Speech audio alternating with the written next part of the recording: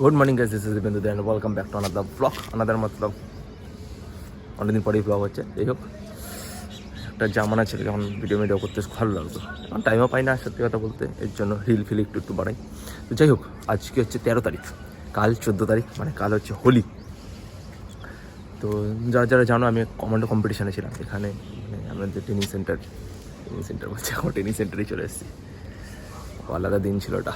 তো যাই হোক, আমি যে ব্যাটালিয়ন আছে ওখানে কমান্ডো কম্পিটিশানে ছিলাম, সেক্টর থেকে ফ্রন্টিয়ার লেভেলে ছিলাম। তো এই হোলির দিন 14 তারিখ 15 তারিখ আমরা যেতাম ওইখানে তোমার টেকেনপুর, তো করতে তোমার কম্পিটিশান লড়তে। তো তো ওখান থেকে আমি একটুখানি পায়ে আমার হাঁটুতে লাগার জন্য, তো এমনি এক্সট্রাতে চলে এসেছিলাম, মানে ওখান থেকে আমি এক্সট্রাতে চলে এসেছিলাম। তো ওখান থেকে বলছে, ওখানে বলছে যে এমনিতেও ওই হয়ে গেছে, যারা এক্সট্রা ছিল তাদের মানে এখান থেকে বার করে দিয়েছে, মানে আমাদের রিলিজ করে দিয়েছে। তো আমি যাচ্ছি না যেহেতু, তো ভাবলাম যেহেতু আমি যাচ্ছি না, আর এমনিতেই হোলির সময় কী হতো, যখন আমি চাকরি বাকরি পাইনি, যখন ওই করিনি, তখন হোলির সময় আমি মোটামুটি 3-4 বছর ক্যাটারিংয়ে চলে যেতাম বলতে তোমার এই পুরুলিয়া, ওই তারপরে বাঁকুড়া, ওইদিকে সব ক্যাটারিং হতো, মানে ক্যাটারিং ছিল তো, মানে তোমার 2 দিন হোলিটা, তারপরের দিন 2 দিন হতো ক্যাটারিং, ট্যুর টাইপের যে ক্যাটারিংগুলো হয় না, তো ওইটাই ক্যাটারিং হতো। তোমার 2500-2000 টাকা করে দিত, তো ওইখানে চলে যেতাম। তো যাই হোক, যেহেতু আমাকে ওখান থেকে আউট হয়ে গেছি, আমি ওখান থেকে বেরিয়ে গেছি বা বার করে দিয়েছে, যাই হোক বার করে দেন, বেরিয়ে গেছি। তো সেহেতু ভাবলাম যে কেউ না, হোলিটা এবার বাড়িতে কাটানো যাক। তো তার জন্যই কালকে অ্যাপ্লিকেশান দিয়েছি, সব কিছু হয়েছে। দেখি আজকে হোপফুলি হয়ে যাবে, হোপফুলি মানে 98% শিওর। আজ 13 তারিখ, সকাল 6:30 বাজে, 7টা বাজে, তাও বলছি 98% হয়ে যাবে। দেখা যাক কী হয়। আর যদি হয়ে যায় তো হোলি বিশাল কাটবে, কেন 5-4 আমি কমসে কম তো বলছি 3 বছর আমি ওই সব জায়গায় কাটিয়েছি, 2 বছর, 1 বছর ট্রেনিং সেন্টারে কাটালাম, 1 বছর এই মানে 5 বছর তো মোটামুটি গেছে। তো যাই হোক, এই হচ্ছে কেস আপাতত সকালে আপডেট। তো সকালে ছাদে তো মোটামুটি আসার চান্সই হয় না, মানে ব্যারাকের ছাদে আসার চান্স যায় না। তো তাও তোমাদের একটু দেখাই কেমন হয় গ্যাসটা। এরকম পুরো ফাঁকা বাঁচে, বহুত বড় বড় জায়গা। এই দেখো, এখান থেকে যতদূর দেখছো, দেখো রাতে কেউ মশাই টেনে ঘুমিয়েছে হয়তো, সকালবেলা গরম লাগছিল।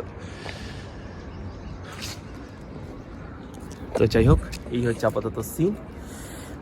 ফ্লাইটের টিকিট বুক হয়ে গেছে, তারপরে আর বললাম না। দেখা যায় এখন কটা বড় বড় কাজ আছে, মানে ক্লিয়ারেন্সের ব্যাপার হয়, ওই সবগুলো আছে। যদি ঠিকঠাক হয়ে যায় বাড়ি যাচ্ছি ভাই, বাড়ি মজাও আছে। এখন একটা এমন ফিল হচ্ছে না যে বিশাল মজা লাগছে, কিন্তু আবার একটা দিক কষ্ট হয়েছে ভাই, ছেড়ে চলে এটা এখন একটা কেমন ঘর টাইপের হয়ে গেছে। ওর থেকে বেশি খারাপ লাগছে যে আমি যে যতদিন ছুটি আছি তারপর থেকে আমাকে এসে আবার এই জায়গাটা আসতে হবে, সেই বর্ডারে আমাকে 6-12 ঘন্টা দিনে ডিউটি করতে হবে। ওইসব জিনিসগুলো একটু খারাপ লাগে। ওটা এখন থেকে ভাবছি, কিন্তু ওটা এখন ভাবার লাভ নেই।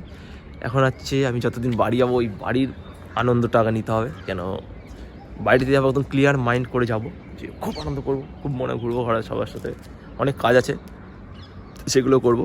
আর এখানে তো ভিডিও করা যায় না, তো ভাবছি বাড়ি গেলে কন্টিনিউ করবো ভিডিও, দেখা যাক কী হয়। তো যাই হোক, চলো এখন ব্রেকফাস্ট করবো। ব্রেকফাস্ট করে আগে অরিজিনাল কাজগুলো করবো।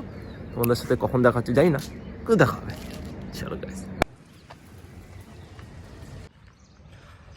তো এখন যাচ্ছি কোথায়, অ্যাপ্লিকেশান ক্লিয়ারেন্স করাতে মানে কিসব লেখা পেখাতে হয়, প্যান ঝ্যান ঝামেলা। আমার যতক্ষণ না তোমাকে বলবে নাও মোমেন্ট ওটা নাও পালাও তুমি, তো ততক্ষণ শিওর না যে ছুটি দেবে কিনা।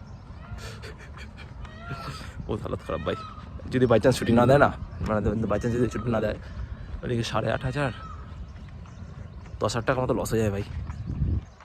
মন তো খারাপ হবে, তো আলাগ বাত, 10,000 টাকা মতো লস হয়ে যাবে। তো দেখা যাক কী হয়। গাইড কেসগুলো দেখি, 4:30 ফ্লাইট, তো যাই ক্লিয়ারেন্সের ঝামেলাটা দেখি কী করে, ঠিক আছে। তো চলো, তো এখন বাজে ঠিক একটার মধ্যে আমি এই জাস্ট আমাকে মুভমেন্ট অর্ডার দিল, তো এখন যাচ্ছি এয়ারপোর্টের দিকে। তো এই যে আমি তোমার ইয়ের মধ্যে দাঁড়িয়ে আছি, ক্যাব করেছি, ক্যাব বুক করেছি। তো 4:30 ফ্লাইট, কিন্তু আমাকে ছেড়েছে 1টার সময়, মানে বুঝে নাও কী হয়েছে অবস্থা। তো আমার ওই 4:30 দিকে ফ্লাইট ছিল, এই যে এয়ারপোর্টে বসে রয়েছি। তো 4:30 ফ্লাইট ইন্ডিগোর। তো এইবার চেকিং করে এই বাসে করে যাচ্ছি এখন ফ্লাইটের উদ্দেশ্যে। তো এটা হচ্ছে অ্যাকচুয়ালি আমার ফার্স্ট ফ্লাইট, তো বুঝতেই পারছো। তারপরে এই জানলা থেকে সাইড সিট নিয়েছিলাম এমনি 500 টাকা এক্সট্রা দিয়ে, ফার্স্ট ফ্লাইট বলে ক্যাথ ফ্যাথ মারছি। তো ফাইনালি প্লেন শুরু হয়ে গেছে, চালু হয়ে গেছে। ফাইনালি যাচ্ছি বাড়ি, বলে কথা। আর 2 ঘন্টার মতো আমার টাইম লাগবে। তো ফার্স্ট টাইম ফ্লাইটে মজাই লাগছিলো, ওই সব ভিডিওগুলো করতে জন্য দিয়েছিলাম। আর কত নিজের পুরো ছোটো ছোটো বাড়ি ঘর ব্যাপার লাগছিলো দেখতে, তো ফ্লাইট বলে কথা। তো ফাইনালি কলকাতা নেমে ক্যাব নিয়ে ডাইরেক্ট বাড়ি যাচ্ছি। অ্যাকচুয়ালি আমার একটা বন্ধু আছে, ওর গাড়ি করেই গেছে, গাড়ি করে বাড়ি এসছে। আমি আবার 2জন মিলে, ওর চুল কলকাতা থাকে, ও ছুটি নিয়ে বাড়ি এসছে, আমি ওর সাথে গাড়ি করে বাড়ি এসেছি। তো এসে তো বন্ধুর সাথে আড্ডা মারলাম। আর finally guys I am here, চুল কেটে নিয়েছি, সব কিছু করে নিয়েছি, মানে আর গিয়ে আড্ডা মেরে নিয়েছি, সব কিছু হয়ে গেছে। এখন মশারি টানানো হয়ে গেছে, খাওয়া দাওয়া হয়ে গেছে, বাড়ি খাওয়া বুঝতে পারছো কেমন টেস্টটা। তো এখন আর কিছু নেই, জানি না কেমন ভিডিওটা হয়েছে, যাই হোক আপলোড করে দেবো যেমন হোক। কালকে হোলি, কালকে ভিডিও হবে ভাই। আর ফার্স্ট ফ্লাইটে এলাম, আলাদা একটা এক্সপিরিয়েন্স হলো, কেন